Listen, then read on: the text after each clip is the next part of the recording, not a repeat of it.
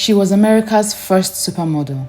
She modeled for more than 200 statues, including the Civic Fame, the Star Maiden, Columbia Triumphant, Memory, Pomona, the Spirit of Life, Brooklyn, Manhattan, and Beauty.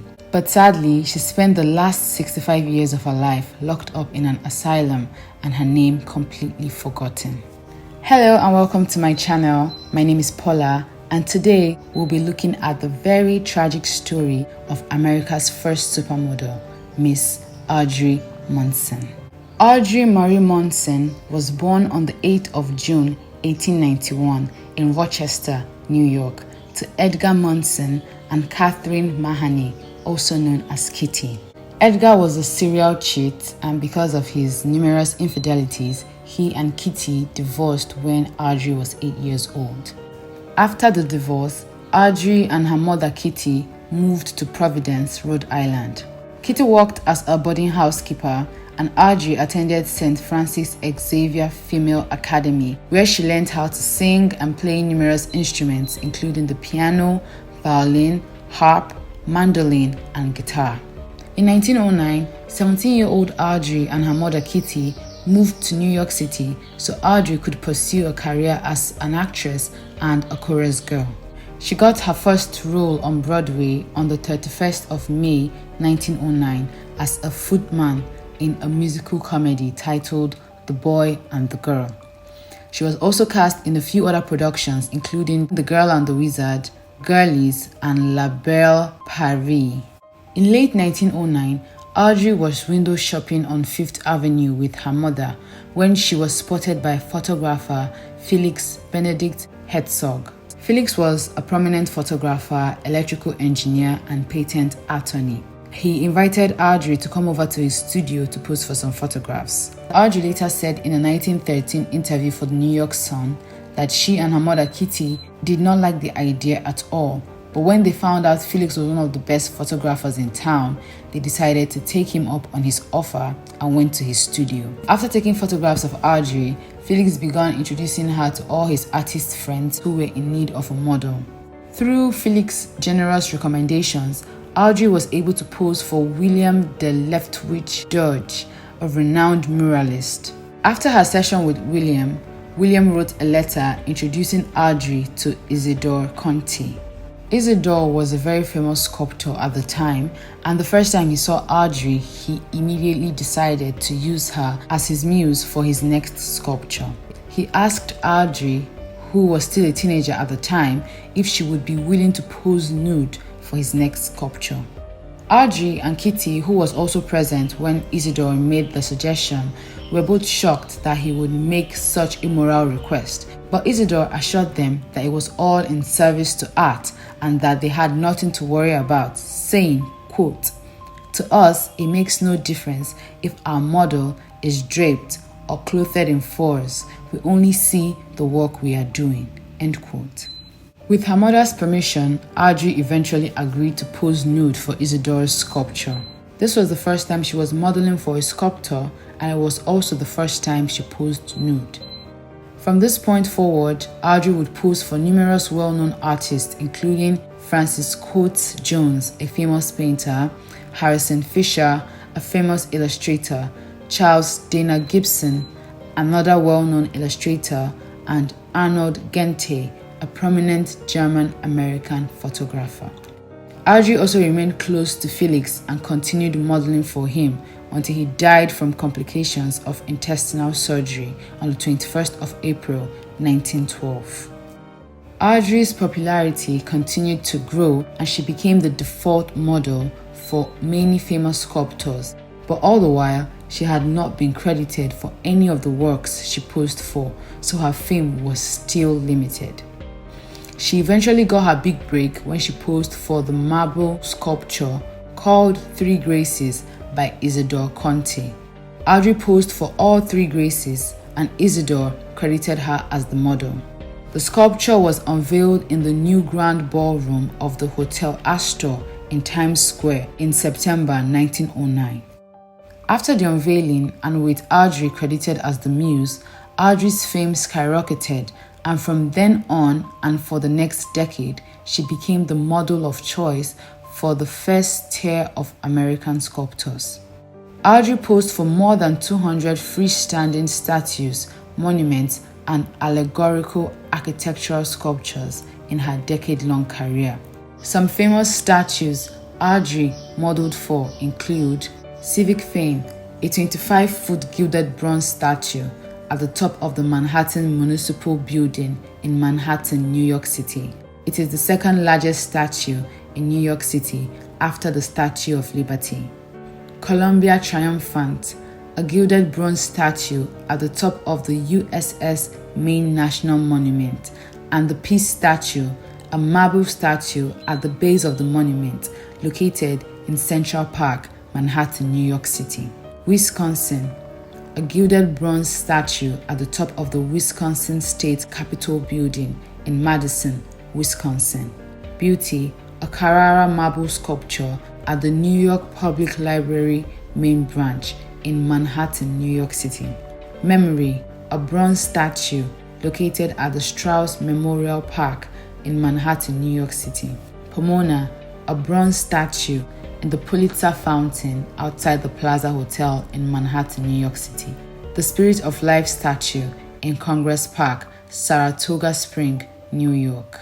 Brooklyn and Manhattan, granite statues located at the Brooklyn Museum in Brooklyn, New York City. Jurisprudence and Commerce, marble statues located at the Metzenbaum United States Courthouse in Cleveland, Ohio. Audrey's image was also in mass circulation for decades as the model used for the Walking Liberty half dollar. Audrey was so popular among artists that in 1913, over 100 artists voted to give her the title of Miss Manhattan because most Manhattan neighborhoods had at least one of her statues. And in June 1913, the New York Sun published a profile on her titled "All New York Bows to the Real Miss Manhattan." She was also given the nickname American Venus, and the Metropolitan Museum of Art, aka the Met in Manhattan, New York City, has more than 30 of her statues in their possession.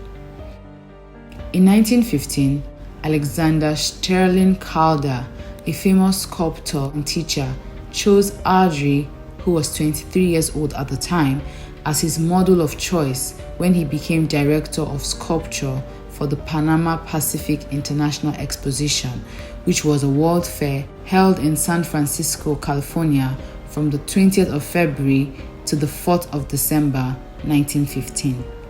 Alexander created 10 sculptures from Audrey's image, with the most popular being the Star Maiden. This sculpture was so popular that it was recreated 95 times and used as a roof balustrade figure surrounding the court of the universe and the colonnade of stars. Audrey modeled for more than 3/5 of all the sculptures created for the 10-month-long expo. That means if there were 100 sculptures made for the expo, Audrey was the model used for 60 of them. Because of this, she became even more famous and was nicknamed the title Panama Pacific Girl. But despite Audrey's fame and the hundreds of high-profile artworks she modeled for, her paycheck wasn't up to what the average Instagram influencer earns today. She was paid only 50 cents an hour, equivalent to $15 today, for sitting, standing, or lying perfectly still for 12 hours a day, 7 days of the week.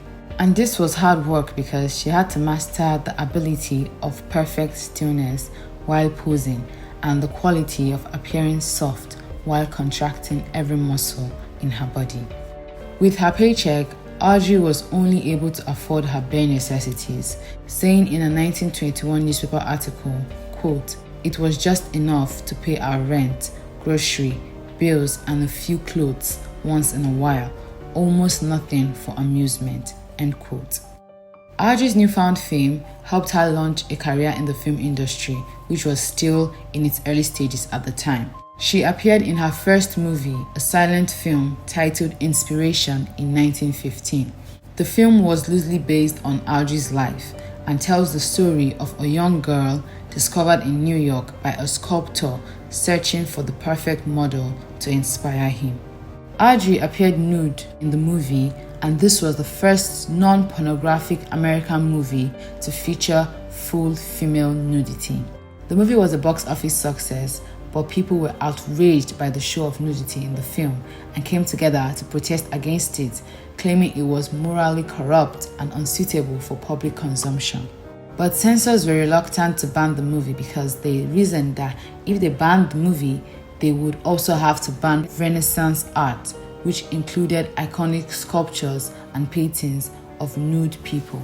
So eventually, Audrey's movie wasn't banned by the film boards, but it was still banned by some theaters, and local police actually arrested a theater manager in Ossining, New York, for showing the quote improper film.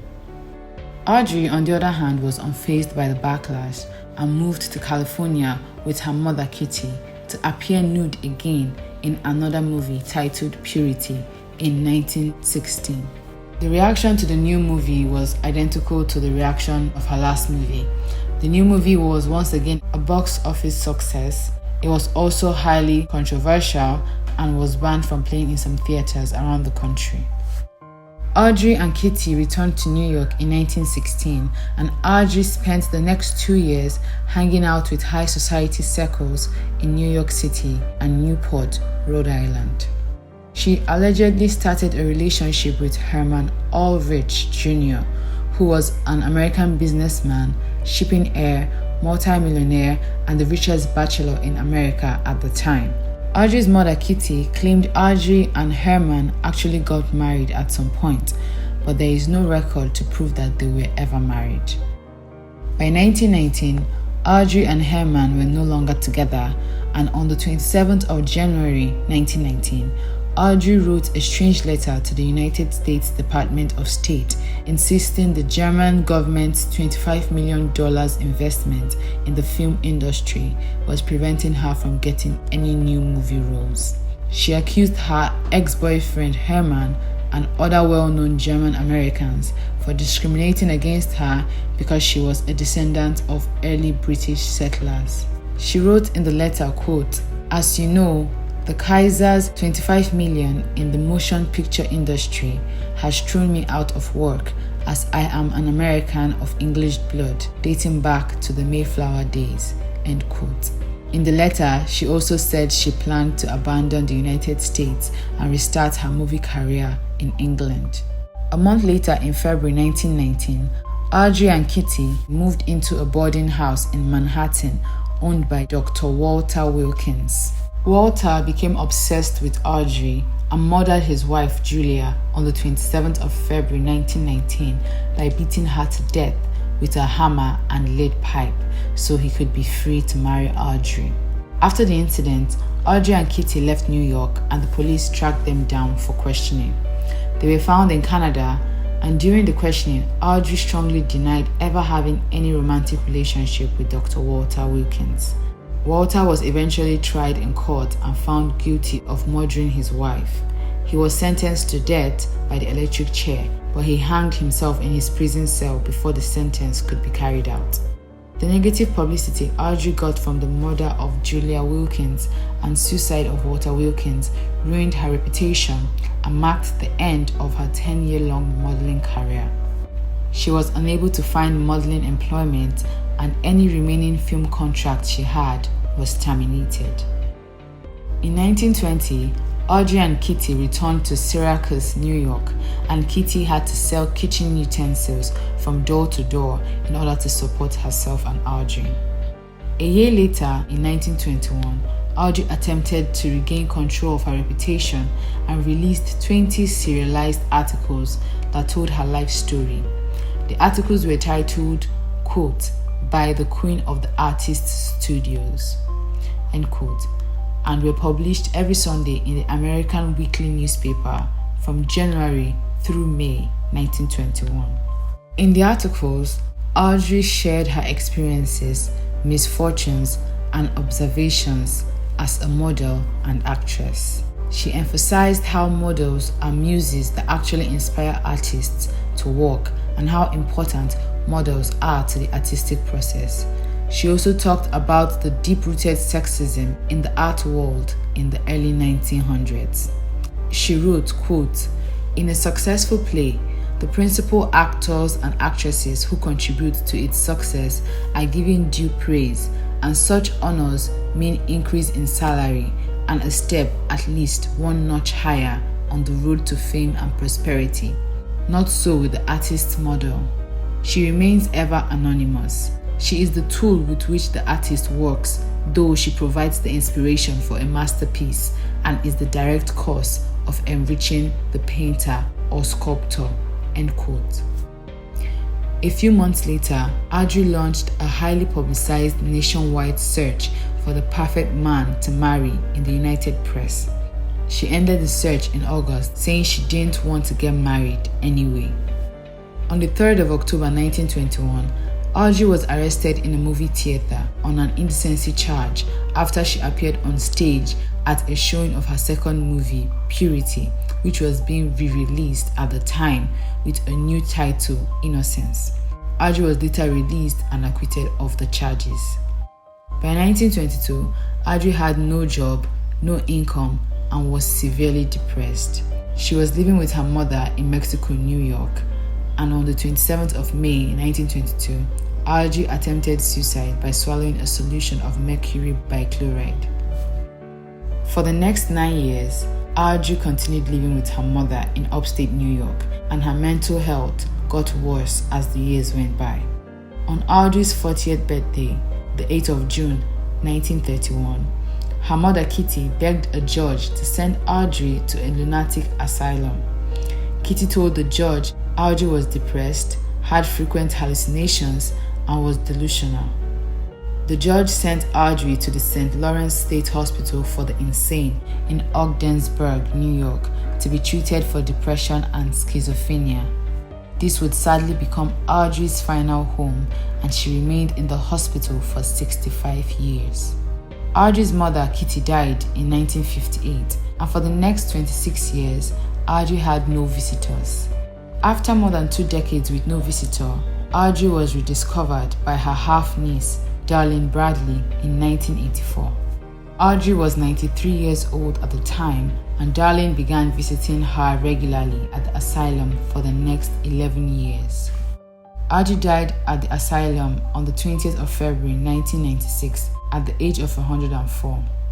Her remains were cremated and her ashes were buried in her family's plot at the New Haven Cemetery in New Haven, New York. But for 20 years, there was no mention that Audrey was buried there. She was basically buried in an unmarked grave for 20 years.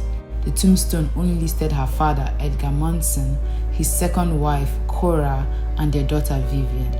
However, in 2016, the New Haven town clerk, Deborah Allen, and town historian, Mary Strong, decided to honor Audrey with her own tombstone for what would have been her 125th birthday. Deborah and Marie entered and won numerous baking contests and used their prize money to build a simple, elegant tombstone decorated with flowers for Audrey. On the tombstone, Audrey was described simply as a model and an actress. Thank you for watching. Don't forget to like and subscribe, and I'll see you in my next video.